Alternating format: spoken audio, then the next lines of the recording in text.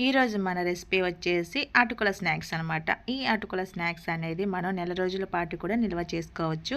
So ఇదైతే మనకి పిల్లలైతే ఇష్టంగా తింటారనమాట. ఇంకా మనం కూడా తినేసేయచ్చు. సో ఇక్కడ ఏంటంటే మనం బయట కొనాల్సిన పని లేకుండా ఇంట్లోనే రెడీగా చేసుకోవచ్చు అటుకుల స్నాక్స్ అనేది. సో రెసిపీ చూసే ముందు మన ఛానల్ అయితే కొత్తగా చూసేవారైతే సబ్స్క్రైబ్ చేసుకోండి. నేను పెట్టే ప్రతి వీడియో మీకు నోటిఫికేషన్గా వస్తుంది. సో ఇప్పుడైతే మనం అటుకుల మిక్చర్ ఎలా చేయాలనేది చూసేద్దాం. సో సింపుల్గా ఇంట్లో ఉన్న వాటితోనే చేసుకోవచ్చు. అటుకుల మిక్చర్కి మనకి కావాల్సినవి అటుకులు అనమాట. ఇక్కడ నేను చిన్న అటుకులను అయితే తీసుకున్నాను. కావాలంటే మీరు పెద్ద అటుకులతో కూడా చేసుకోవచ్చు. చిన్న అటుకులతో అయితే మనకి చాలా బాగుంటుంది అనమాట. పిల్లలకి స్నాక్స్ బాక్స్ కూడా యూజ్ చేసుకోవడానికి వీలుగా ఉంటుంది. ఈ అటుకులను అయితే మనం రాళ్ళు లేకోకుండా నీట్గా క్లీన్ చేసుకోవాలి. సో అక్కడక్కడ కొంచెం ఇసుక అనేది ఉంటుంది కదా, సో అవి అనేది లేకుండా చేసుకోవాలి. సో ఇలా చేసుకొని రెడీగా పక్కన పెట్టేసుకుందాం. డీప్ ఫ్రైకి సరిపడా ఆయిల్ అయితే తీసేసుకోవాలి. ఇందులోకి 1 కప్ వరకు అయితే అటుకులని యాడ్ చేసుకుంటున్నాను. ఆయిల్ అనేది బాగా హీట్గా ఉండాలన్నమాట. సో అప్పుడే మనకి అటుకులు అనేవి పొంగుతాయి అన్నమాట.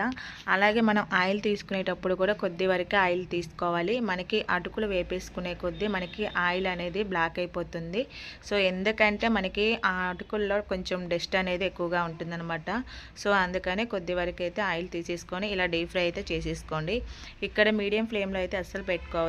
ఆయిల్ హీట్గా ఉన్నప్పుడే మనకి అటుకులు అనేవి పొంగుతాయి అన్నమాట. సో చూడగానే మనకి వెయ్యగానే ఎలా పొంగిపోతున్నాయో అలా రావాలన్నమాట. అప్పుడే మనకి అటుకుల మిక్చర్ అనేది కరకరలాడుతూ ఉంటాయి. ఇప్పుడైతే మనం ఆయిల్లోకి కొంచెం కొంచెం యాడ్ చేసుకుంటూ డీప్ ఫ్రై అయితే చేసేసుకుందాం. మనం ఇలా వేసేసి అలా తీసేసేయాలి, లేకపోతే మనకి అటుకులు అనేవి మాడిపోతాయి అన్నమాట. సో చూడండి, ఇక్కడ నేను వీడియోలో చూపిస్తున్న విధంగా అయితే చేసేసుకోండి. ఇక్కడ నేనైతే అలా వేసి తీసేసాను. ఎందుకంటే మనకి అటుకులు ఇలా తీయడం వల్ల మనకి క్రిస్పీగా రెడీ అవుతాయి. ఇలా రెడీ చేసి పక్కన పెట్టేసుకున్నాం. ఇప్పుడు ఇందులోకి మనం 1 కప్ వరకు పల్లీలను యాడ్ చేసుకుందాం. అదే ఆయిల్లోకి యాడ్ చేసుకోవాలి. సో చూడండి, మనకి ఆయిల్ అనేది బ్లాక్గా అయిపోయింది కదా.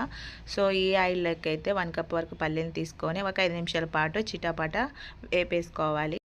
మీడియం ఫ్లేమ్లో పెట్టేసుకొని ఈ పల్లీలని ఒక 5 నిమిషాల పాటు బాగా వేపేసుకుందాం. సో చూడండి, మనకి వీడియోలో చూపిస్తున్న విధంగా అయితే చేసుకోవాలి. సో చూడండి, మనకి పల్లీలు అయితే క్రిస్పీగా రెడీ అయిపోయాయి కదా. వీటిని కూడా తీసేసుకొని ఒక బౌల్లోకి వేసేసుకుందాం. సో ఇక్కడ వీడియోలో చూపిస్తున్న విధంగా అయితే చేసేసుకోండి. ఇప్పుడు నేను కొంచెం కొంచెం తీసేసుకుంటున్నాను. మన అటుకుల మిక్చర్లోకి కొంచెం పల్లీలు అనేది ఎక్కువగా తీసుకుంటే చాలా బాగుంటాయి అన్నమాట. సో ఇక్కడైతే నేను కొంచెం ఎక్కువగానే తీసుకున్నాను. ఇప్పుడు ఇందులోకి అయితే 1 కప్ వరకు జీడిపప్పులను యాడ్ చేసుకుంటున్నాను. ఇక్కడ జీడిపప్పులు అనేది ఒక ఆప్షన్ మాత్రమే, కావాలంటే వేసుకొని లేకపోతే స్కిప్ చేయొచ్చు. నేనైతే జీడిపప్పులను కూడా వేసుకుంటున్నాను. ఎందుకంటే మనకి పిల్లలు తినడానికి కూడా చాలా బాగుంటాయి కదా ఆయిల్లో డీప్ ఫ్రై చేసుకుంటే. మనం ఆయిల్లో డీప్ ఫ్రై చేసుకునేటప్పుడు జీడిపప్పులను మంచి స్మెల్ అనేది కూడా వస్తుంది. ఈ జీడిపప్పులను కూడా ఒక 5 నిమిషాల పాటు వేపేసుకున్న తర్వాత వీటిని కూడా ఒక బౌల్లోకి అయితే తీసేసుకుందాం. సో చూడండి, మనకి బ్రౌన్ కలర్ అయితే వచ్చాయి కదా. ఇందులోకి మనం 4-5 వెల్లుల్లిని కచ్చపచ్చగా దంచేసుకొని డీప్ ఫ్రై చేసుకోవాలి. మనకి వెల్లుల్లి ఫ్లేవర్ అనేది చాలా బాగుంటుంది డీప్ ఫ్రై చేసుకునేటప్పుడు ఆయిల్లో.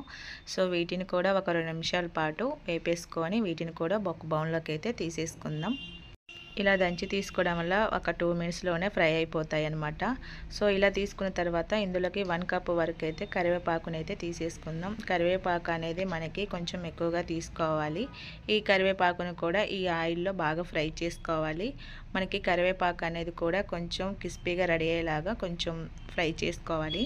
సో చూడండి, మనకి కరివేపాకు కూడా రెడీ అయిపోయింది కదా. దీన్ని కూడా మనం ఒక బౌల్లోకి అయితే తీసేసుకుందాం. చూడండి, మనకైతే అటుకుల మిక్చర్ అయితే ఎలా వేపేసుకున్నామో ఇక్కడ నేనైతే కొంచెం తుంపి చూపిస్తున్నాను ఏ విధంగా వేపేసుకున్నాం అనేది. సో ఇలా తీసుకున్న తర్వాత మనం ముందుగా రెడీ చేసి పెట్టేసుకున్న డీప్ ఫ్రై చేసుకున్న పల్లీలు, కరివేపాకు, వెల్లుల్లి కూడా మొత్తం యాడ్ చేసుకోవాలి. ఇప్పుడు మనం గోరువెచ్చగా ఉన్నప్పుడే మనం ఇందులోకి మసాలాలని యాడ్ చేసుకుందాం. 1 టేబుల్ స్పూన్ వరకు చాట్ మసాలా, 1 టేబుల్ స్పూన్ వరకు అయితే సాల్ట్ వేడిగా ఉన్నప్పుడే యాడ్ చేసుకోవాలి అన్నీ. 1 టేబుల్ స్పూన్ కారం, 1 టేబుల్ స్పూన్ వరకు పసుపు, చిటికెడంతా వేసుకుంటే సరిపోతుంది. 1 టేబుల్ స్పూన్ వరకు జీలకర్ర పౌడర్, 1 టేబుల్ స్పూన్ వరకు ధనియాల పౌడర్, 1 టేబుల్ స్పూన్ వరకు గరం మసాలా. ఇలా మసాలాలు మొత్తం యాడ్ చేసుకున్న తర్వాత ఒకసారి అయితే బాగా మిక్స్ చేసుకుందాం. ఈ మసాలా ఫ్లేవర్ అనేది బాగుంటుందన్నమాట అటుకుల మిక్చర్లో. సో మీరు కూడా ఒకసారి అయితే ట్రై చేయండి, చాలా బాగుంటాయి. సో ఇక్కడ చూడండి మనకి కరివేపాకు కూడా క్రిస్పీగా రెడీ అయిపోయింది కదా. ఇప్పుడైతే నేను మొత్తం మిక్స్ చేసి చూపిస్తున్నాను. ఇలా కలిపేసుకుంటే మనకి సాల్ట్ అనేది సరిపోతుందనమాట. కొంచెం కాలుతున్నాయని స్లోగా కలుపుతున్నాను. సో ఇప్పుడైతే నేను ఒక బౌన్లోకి వేసేసుకొని బాగా మిక్స్ చేస్తాను. ఇవి మనం ఒక డబ్బాలో స్టోర్ చేసుకుంటే 1 వీక్ వరకు కూడా పాడైపోకుండా ఉంటాయన్నమాట. సో అలాగే క్రిస్పీగా కూడా ఉంటాయి. సో ఇప్పుడైతే నేను మొత్తం ఇలా చేసేసుకొని చూపిస్తున్నాను. మనకి వీలు కావట్లేదు బౌల్లో కలుపుకోవడానికి. సో అందుకని ఒక డబ్బాలో వేసుకొని అయితే బాగా కలిపేసి చూపిస్తున్నాను. సో అంతేనండి, మనకైతే అటుకుల మిక్చర్ అయితే రెడీ అయిపోయింది కదా. చాలా బాగుంటాయి, మీరు కూడా ఒకసారి అయితే ట్రై చేయండి. ఫైనల్లీగా మనకి అటుకుల మిక్చర్ అయితే రెడీ అయిపోయింది. సో ఈ వీడియో మీకు నచ్చినట్లయితే ఒక సబ్స్క్రైబ్ చేయండి, లైక్ చేయండి, షేర్ చేయండి. ఇలాంటి రెసిపీస్ అయితే మన ఛానల్లో ఉన్నాయి, వాచ్ చేయండి. Thank you so much all.